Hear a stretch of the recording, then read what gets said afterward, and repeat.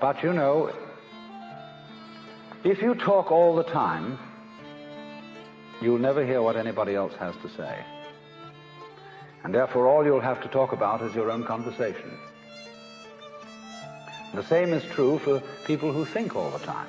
That means, when I use the word think, talking to yourself, subvocal conversation, the constant chit-chat of symbols and images and talk and words inside your skull.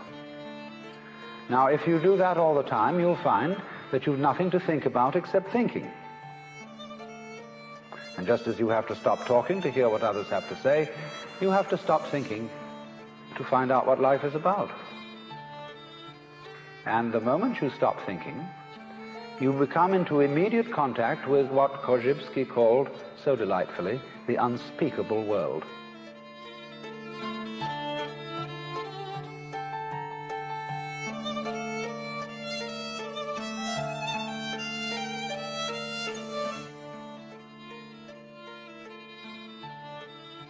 The most ordinary sights and sounds and smells, the texture of shadows on the floor in front of you, all these things without being named and saying, that's a shadow, that's red, that's brown, that's somebody's foot.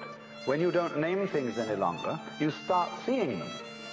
Because, say, when a person says, I see a leaf, immediately one thinks of a spearhead-shaped thing outlined in black and filled in with flat green. No leaf looks like that. No leaves. Leaves are not green. That's why Lao Tzu said, the 5 colors make a man blind, the 5 tones make a man deaf. Because if you can only see 5 colors, you're blind.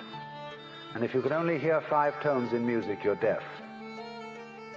You see, if you force sound into 5 tones, you force color into 5 colors, you're blind and deaf. The world of color is infinite, as is the world of sound. And it is only through stopping, fixing conceptions on the world of color and sound that you really begin to hear it and see it.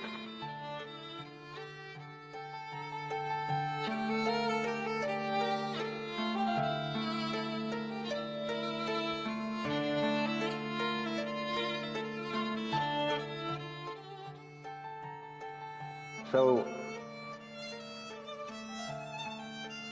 let me say again, I'm not talking about the ordering of ordinary everyday life in a reasonable and methodical way as being school teacherish and saying, nice, if you were nice people, that's what you would do.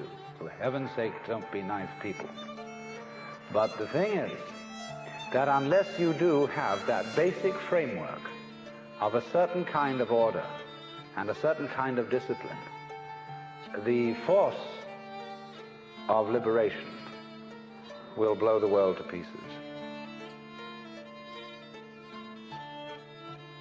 It's too strong a current for the wire.